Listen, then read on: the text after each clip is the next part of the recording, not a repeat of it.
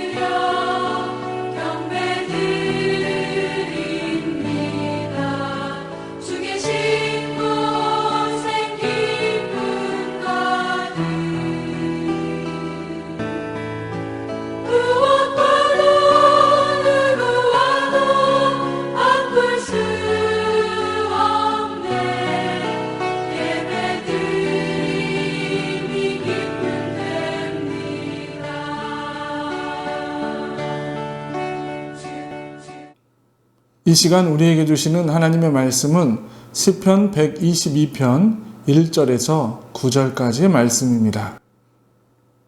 사람이 내게 말하기를 여호와의 집에 올라가자 할 때에 내가 기뻐하였도다. 예루살렘아 우리 발이 내 성문 안에 섰도다. 예루살렘아 너는 잘 짜여진 성읍과 같이 건설되었도다.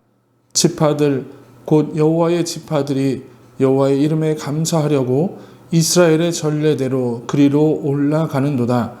거기에 심판의 보좌를 두셨으니 곧 다윗의 집의 보좌로다. 예루살렘을 위하여 평안을 구하라.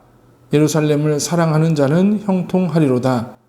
내 성 안에는 평안이 있고 내 궁중에는 형통함이 있을지어다. 내가 내 형제와 친구를 위하여 이제 말하리니 내 가운데에 평안이 있을지어다. 여호와 우리 하나님의 집을 위하여 내가 너를 위하여 복을 구하리로다. 아멘. 오늘 본문은 성전 순례시 모험 중에 세 번째 시편으로 성전에 오르기 위해서 수많은 역경을 견디며 예루살렘에 도착한 순례자들의 감격을 잘 표현해주고 있습니다. 또 장차 이 세상의 순례길을 모두 마치고 마침내 하나님의 도성인 영원한 새 예루살렘에 도착하게 될 성도들의 감격이 얼마나 클 것인가를 미리 표현해 주기도 합니다. 본문을 좀 더 구체적으로 살펴보면 1절은 예루살렘 성문 앞에 선 시인이 순례의 길을 떠날 때의 기쁨을 회상하는 내용이고 멀고도 험한 여정이었지만 정말 잘 떠나왔다라는 정서적 안도감과 만족감을 표출하는 내용입니다. 2에서 5절은 예루살렘 성 안에 섰을 때 시인의 기쁨이 얼마나 큰 것인가를 잘 표현해주고 있습니다. 여기서는 모든 이스라엘 지파가 그리로 올라와서 하나님께 경배함으로 하나가 되어야 할 뿐만 아니라 그곳에 있는 다윗의 왕권을 중심으로 하나가 되어야 함을 암시하면서 종교뿐만 아니라 통치 중심지로서의 예루살렘의 역할과 위상을 강조하고 있습니다. 6절에서 9절은 시인이 예루살렘의 평화를 기원하며 백성들에게 성전의 평화를 위해서 기도할 것을 간구하는 내용입니다. 이스라엘 전체의 평강과 형통은 예루살렘의 하나님의 집의 평강과 직결되기 때문에 다시 이러한 이유로 순례자들을 축복하는 것으로 시편을 마무리 짓고 있습니다. 먼저 본문의 1절을 보면 사람이 내게 말하기를 여호와의 집에 올라가자 할 때 내가 기뻐하였도다 라고 말씀합니다. 본문에서 다윗을 가장 기쁘게 한 요소는 여호와의 집이었습니다. 여호와의 집은 다윗이 완성시킨 성소를 의미하고 다윗에게 하나님의 언약궤가 안치된 성소는 그가 하나님을 만나고 깊은 영적 교제를 나눌 수 있는 아주 의미가 깊은 곳이었습니다. 그렇게 다윗은 그곳에 올라가 함께 예배드리자라는 말에 이토록 기뻐하며 즐거워하고 있는 것입니다. 다윗은 이렇게 하나님의 성전에서 예배 드리는 것이 가장 큰 기쁨이라고 말하고 있는데, 그럼 저와 여러분의 삶에서 가장 큰 기쁨은 무엇이시겠습니까? 사람들에게는 저마다 피곤하고 녹초가 되어 금방이라도 쓰러져 버릴 것 같은 순간이라도 눈이 번쩍 뜨일 정도로 큰 기쁨이 되는 일들이 분명히 있습니다. 어떤 사람은 여러 모임에 나와 사람들과 어울리는 것을 큰 기쁨으로 여깁니다. 또 어떤 사람은 열심히 일을 해서 통장에 돈이 쌓여가는 것을 큰 기쁨으로 여기기도 합니다. 이처럼 누구에게나 삶에 의욕을 주고 활기를 주는 그 기쁨의 무엇인가가 있더라는 것입니다. 그럼 우리에게 가장 큰 기쁨의 대상은 무엇일까? 우리가 성도로서 과연 무엇을 가장 큰 기쁨의 대상으로 삼고 살아가야 하겠습니까? 오늘 다윗은 이 질문에 대한 답을 우리에게 주고 있습니다. 다윗은 그 자신이 한 나라의 왕이었고 군인이었지만 그 이전에 자신을 한 사람의 예배자라고 표현하고 있습니다. 그리고 그는 무엇보다 하나님을 예배하는 일이 가장 큰 기쁨이라고 고백했던 사람입니다.